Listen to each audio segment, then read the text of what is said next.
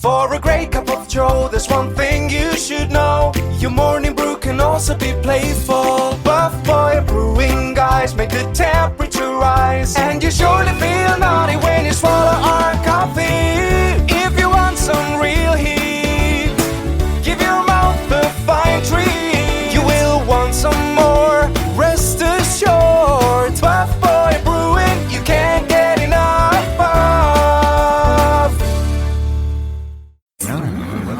It's time for The Scribble, your weekly fix of celebrity chats, bizarre stories in the news, and basic random chatter with best-selling author and syndicated radio host Jeremy Bradley.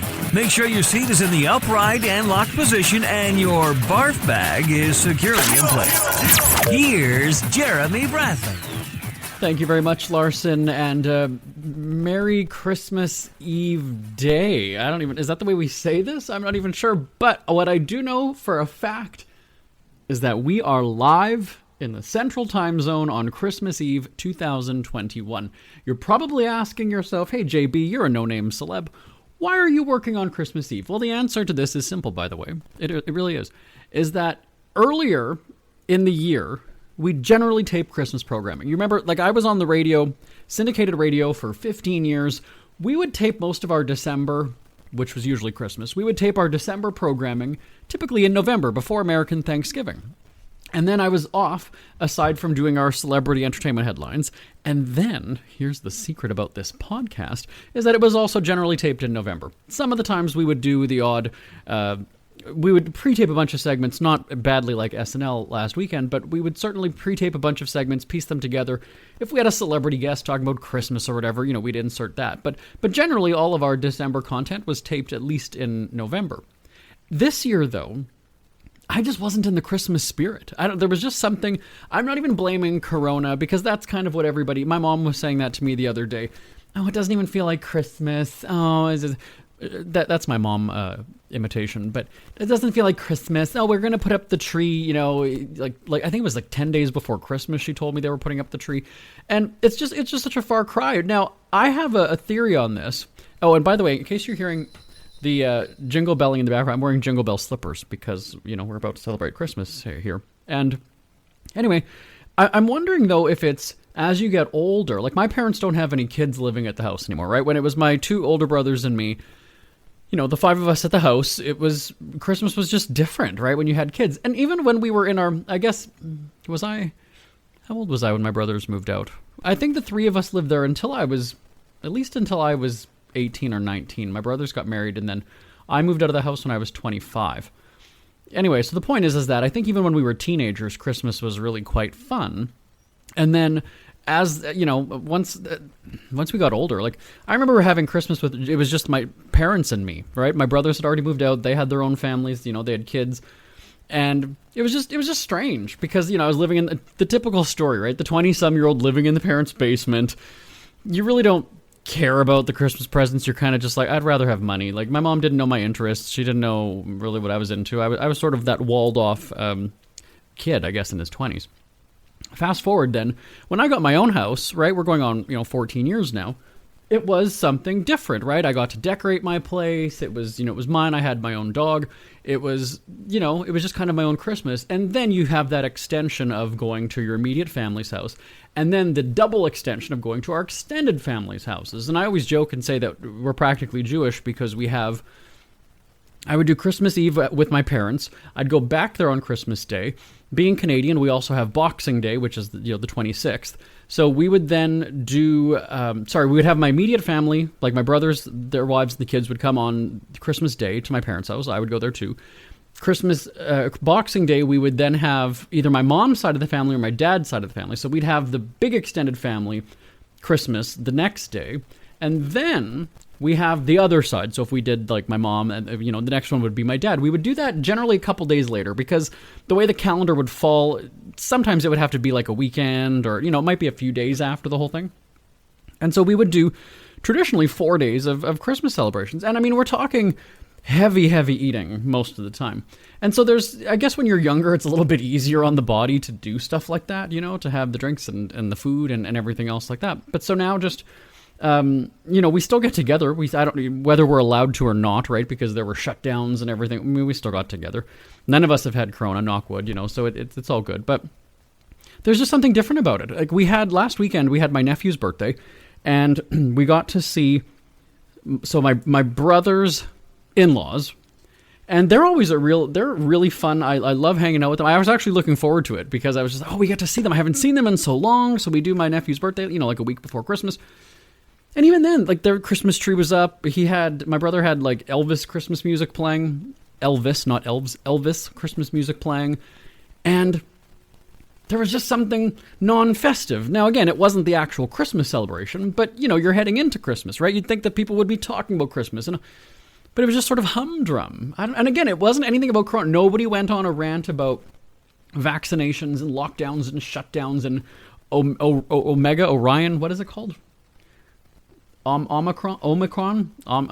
And by the way, for the politicians who call it Omicron, you lose me right there. I don't even want to hear the rest of what you're saying because I just don't even trust what you're. Anyway, so it doesn't feel like Christmas, and so I thought, well, let me leave this until the absolute last minute to do the podcast today, because then maybe I will feel a little more Christmassy. And I got to tell you, I kind of am. And it was just a couple of days ago that I finished my Christmas shopping, and this is where you'll go and say, oh, well, it's a typical guy thing, but you're not allowed to do that anymore because that's sexist. But I really don't. I don't plan that much ahead. I happened to go to the mall, and I was there. I cut through the mall, actually. So I actually stopped in to a couple of stores just because I was there. And that was really sort of when I did it. I don't have this list to go, okay, I'm going to get my mom this. I'm going to get my dad that. I'm going to get I go to the store if there's something that says, okay, that's mom. Okay, that's dad. Okay, that's both of them. Okay, then I just get it. I don't know. Different again, like I said, if you're a parent and you're shopping for your kids, you have that list. Oh, your grown kids, well, he needs a blender. Oh, he needs this or they need that. Then you get it. I have plenty of money. If I need something or want something, I buy it whenever the hell I want, right? So it's not like it's different, right? When you're younger, you're kind of waiting because you don't have your money. Oh, I'm going to get it for Christmas and people will buy it for me. I ain't got that kind of time. I ain't got time for that, as that woman said back in the day. So I'm feeling festive today because, last night my husband, we watched... we have our certain traditions. He's Brazilian. English is his second language. As much as I was going to have him come on because I'm taping this, by the way, from the house, my house. And I was going to have him sit and chat about Christmas because the first time that we got together was Christmas Eve. He flew to Canada many years ago, I don't even know how many years ago it was, 6 years ago. And that was his first time, touching snow, experiencing a cold winter, and then meeting my family literally 1 hour after landing in Canada. And so if you don't think that's overwhelming, then you haven't experienced, culture shock, weather shock, in-law shock. It was pretty crazy. So we have our traditions of, watching certain movies, of course, Home Alone, National Lampoons. He doesn't quite, that's always the one thing if you're with, I can say this because I am. If you're with a foreigner, if you're with one of those immigrants, and there's a language, like he doesn't find Golden Girls as funny as I do. He doesn't find, Will and Grace as funny as I do, just because, I don't know, maybe it's the culture, right? So we do watch, the Lampoon Christmas Vacation, the Home Alone movie, the Mr. Bean episode, what other ones do we watch? Oh, and then we watched Dumb and Dumber and Austin Powers, which has absolutely nothing to do with Christmas, but that's just something that I've done since I was a kid. And so we kind of got into the spirit like a couple of days before, it's just sort of, I don't know, maybe I just don't have the energy for it. Maybe we all just have so much going on that it's kind of like, oh yeah, and it's Christmas too. Because back in the day, remember, the world would really shut down for Christmas when there wasn't a virus. Now it's a virus that shuts us down. But the holidays back then, right? I mean, you couldn't do very much. It just wasn't something that... Nothing was open, so you were kind of you had to sort of celebrate. You had to focus on your family. You didn't have these outside devices distracting you and making you look at your phone, every 5 minutes. When we were at my nephew's birthday on the weekend, the kids, my nieces and nephews are basically there's 5 of them. 4 of them are teenagers, 1 of them is not. And I don't think that we saw them for most of the night, except when it came time for cake and presents. And even then, they were on their phones the entire time. So the kids went off who knows where in the house. And, the adults were just kind of in the living room. So Christmas is just very different now. And I think, now people have talked about this for years, is that if you have kind of one of those no phone Christmas, and then you're kind of forced to be with each other in the living room or whatever it is. I mean, you're going to have probably the kids that are pissed off and it won't be fun for them. But I think after a while, you just sort of lose that and you get into the moment of it. I mean, that's one of my things, that when we go to, my parents' house, our rule is, we take our phones just because I'm generally always on call as an entertainment reporter. So if, Kim Kardashian dies on Christmas, JB's got to work at that point. So I do have that with me, but I'm certainly not sitting and, texting all night, because really, at the end of the day, the most important person in my life is there. My husband's there, and then the family's kind of all around you. So I don't really need a phone, because I might, I'll get texts or something from my cousin who lives in, she'll video chat me. Well, that's acceptable then. I feel that's okay, right? She's calling to say Merry Christmas, and she's not in the same city. So yes, I'll use my phone for that. But otherwise, yeah, so it just didn't feel like Christmas up until only a couple of days ago. And, we had decorated the living room. We put up the tree and everything. I think it was earlier. It was December. I don't think that it was November. And it was just kind of weird. Now, we've got to take a break. I'm going to tell you why it was very weird for us this year, because I have an announcement, everybody. And we were sort of hush-hush about it for a little while, but I'll break the news to you. But don't worry, there's a silver lining to the rain clouds that poured down on us. I'll tell you about that on the Scribble. We'll be right back. Who are the Kardashians feuding with now? What did that little thug Justin Bieber do this time? Who's getting hitched? And who's headed for Splitsville?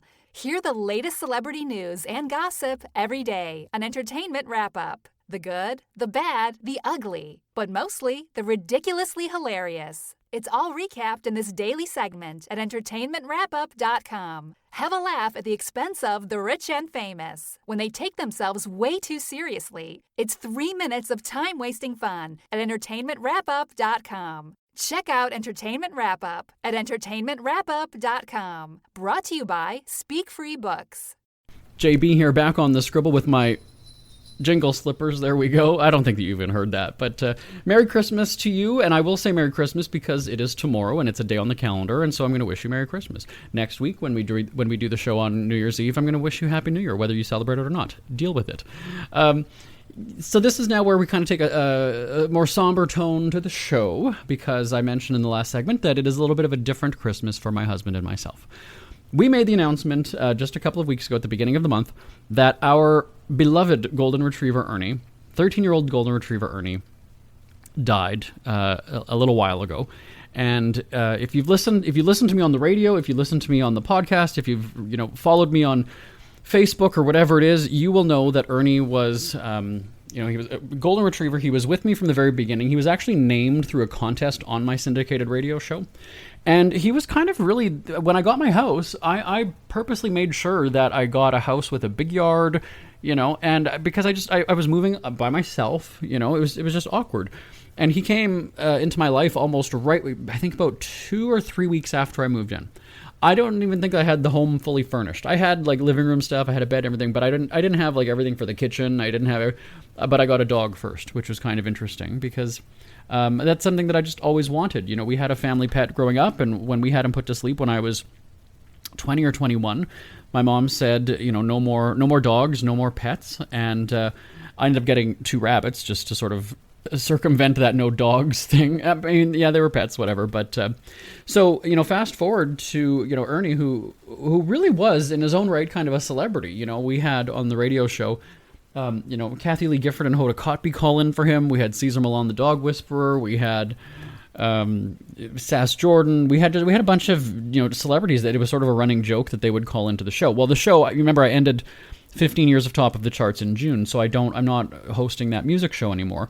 And earlier in the year, in August, Ernie had an eye infection, and he very quickly went blind, and then it had spread to his thyroid, and he just wasn't the same. For 2 weeks, we kind of gave it he slugged it out. He was trying to be his usual self. That was the problem, was that as a 13-year-old golden retriever, he had not slowed down. He was still very energetic, still very puppy-like. But I guess his brain wasn't saying to him, hey, you can't see where you're going, you need to slow down. And it ended up, working against him because he was going around the house, bumping into things. He knocked down a lamp, dented the lamp, was crashing into things. It's very sad to see. And you kind of give him some time because, you do all your research and you see and you hear that blind dogs can live just, a healthy, happy life as any other dog would, and inside he was kind of, bumping around. Outside in the backyard, he would kind of get lost in that. But I just kind of figured, this is 13 years. He knows the house, he knows the yard. His brain is still pretty good, so he'll be able to figure it out. When we would go for a walk, we had to stop when we would get to like a curb, to the end of the street. We would slow down, and then he would either put his foot down or up. He would try to feel, okay, are we stepping up or are we stepping down? And I say to people, if you were to pass us or see us walking down the street, you would have had no idea that this dog was blind. Now, granted, we're going in a straight line down the sidewalks, right? So, I mean, that's pretty easy to follow. But, there was no indication. He was, by all accounts, still doing really well. And then in August, at the end of August, it just kind of took a turn for the worse. And he just wasn't happy. And there was one morning where I was home, I was by myself. I had to carry him down the stairs from our bedroom, and we laid on the living room floor. Coincidentally, it was the same day as my grandma's funeral. My grandma died last year from corona, and we were only able to have the funeral this year. And I was torn. I mean, I'm on the floor with him in the living room, crying because it's like, I've got to leave at 10 o'clock, and he hasn't eaten, he's not moving. Like, do I go to my grandma's funeral or do I come home to a dead dog? Like, it was a really, really tough time. It was very stressful, very sad. So I go to the funeral just because I thought, well, I mean, as much as I'd love to like have him, die here with me touching him or petting him or something, at the same time, I was sort of like, but it's also my grandma, and, we haven't all been together as a family, and this is so I ended up going to the funeral. Of course, I'm completely distracted the entire time. And I thought that I was going to come home. Everybody asking me the whole time, do you want me to take you home? Do you want me to take you home? No, I'm here. Like, let's do this. That's fine. If I go home to a dead dog, then I'll deal with that, but I'm not this is about Baba, my grandma. And so did the funeral. We come home, and he was great. And believe it or not, we ended up going for a walk as soon as I got home. I was just sort of like, wow, this is a very weird turn of events, right? Because he wasn't walking, wasn't moving, wasn't doing anything, and all of a sudden I come home and now he wants to go. So we went. And we went to my parents' house. They're about a 20, 25-minute walk. My mom didn't like seeing him like that, sort of, bumbling around the yard and bumping into things and crashing into things. And so she kind of gave me that guilt trip of like, come on, this isn't fair to him, whatever. And I said, but you have to realize that he's healthy and everything otherwise. Just earlier in the year, he had a complete checkup. He had x-rays, he had blood work, he had everything. No signs of cancer, no signs of arthritis, nothing. So it's just sort of devastating when it's like, he just can't see. That's the only thing. He's making do. It's going to be an adjustment. Think about that, right? Though if you go, 13 years of his life, that's almost his entire life, right? Imagine you going 60, 70 years, being able to see everything in your house, and we're a little bit different where we can feel with our hands where we're going or what have you. He's got his nose that's sort of leading his way, and he will bump into things just as any blind person will by putting out their hand or their cane or, whatever it might be. So, we gave it some time. We gave it about a week, and then fast forward, 7 days, and a repeat of that same morning where doesn't want to come down the stairs. I had to carry him down. We laid in the living room. That day, though, he didn't walk. He didn't go to the bathroom. He didn't go outside. He didn't eat. He didn't drink. Nothing happened. And so I just kind of felt like he was saying, today is my day, and I just want to casually ride it out at home with you, with my other dog, Charlie, my husky. And I was okay with that, because you have to remember, a year earlier, you might recall that my dog Basil had a blood disease and he died right on the living room floor in front of us. And I just kind of thought, wow, this is he's laying in the exact same spot. Maybe this is his, he's going to do it his way. I kind of thought, because Basil did that Ernie might take the same way out. I didn't want to have to make that decision. I don't want to have to be the one to go and say, okay, now this is going to sound gruesome or graphic, but I'm deciding that you're going to be killed today. It's really what you're doing. Now, I mean, of course, that sounds so inhumane and so cold but that's really what you're doing, right? And I just don't want that. My dogs have always been right by my side. And people always say like, oh, well, my dog is my kid and all, and everybody who always goes and says, well, that's, it's a special relationship. You wouldn't understand. And for me, there was just that significance of, like I said, my adult life kind of beginning with him, and he, was there through everything, right? And so there's no kids in my life. There's a husband, there's another dog. But there was just that connection, right? It's just sort of, and I kind of thought, like, I don't want anybody to be there. I don't want outsiders there for that moment. I don't want it to be like that. And I had always had this big grand plan to take him to a park outside, have everybody, loved ones, friends, family, everybody kind of come and say goodbye. I didn't want them seeing him like this. His eyes, were clouded and red, and his neck was like swollen. I didn't want people to have that sad memory of him. And I honestly thought, okay, well, he's going to get cancer or whatever it was, so you won't necessarily see it on the outside, right? So he'll still look okay. Now, it's going to sound so shallow and superficial, but, I kind of thought it might be weird putting him in that situation where he can't see anybody, he can't hear anybody, he doesn't know what's going on. Sure, it's going to be sensory overload because his nose is going to be going crazy, smelling everybody, but I just didn't think it was fair because, he's not going to know where he is. He doesn't know what's happening. There's just going to be all these people touching him.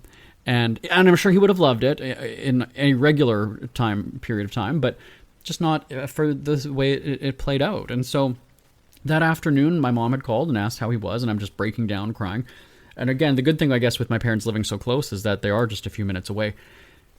And I said, I think, he's just kind of laying here. He's just, just hanging out. I feel like it's going to be sometime this afternoon that he's just going to, kind of take those few deep breaths, and then that'll be it. And, and that'll be that. And as the afternoon goes on, that didn't happen. And so my mom called me again, and she said, and I said, well, I emailed the doctor, and then I started calling there in the afternoon, and there was no answer. Turns out my vet, it was a Thursday afternoon, my vet was closed for some reason. And I was like, oh my God, this is wonderful. The one day that I actually kind of need them to, and so she said, well, do you want to just wait till tomorrow? And I said, there's something telling me that it can't. There's just something saying that it has to be today. It's just, he's not moving. I can't do this. So she said, okay, I'll call around, because I don't know any other vets in my neighborhood. I go to the one that I go to. And so she said, there's one that we took our family dog to back in the day. And she said, yeah, at 4:30 today. I looked at the time, and sure as shit, it was like 3:45 or 3:40 or something. And that's what makes it. Then the clock is ticking, right? Now it's serious. This is he's coming to an end, and now there's a time limit on it. And again, that made me feel awkward. But then I start, doing my goodbyes to him because I know what's about to happen. He has no idea. And that's what was the most painful. So we go to the vet's office. I'd never been there before. What I really appreciated about it, though, was there was kind of like the side door to the room. So they came out. We put him on a stretcher kind of a thing. So he got carried in, royal treatment, carried in. And, they rest him on the floor. And then, like the grown man that I am, I just flopped down and I just laid with him. And my head was down on his head the whole time. And my mom had come in for a few minutes there. See, I was doing okay up until just now. My mom came in, and she was sitting down, and I was on the floor, still just with him. People were coming in. I didn't even look up.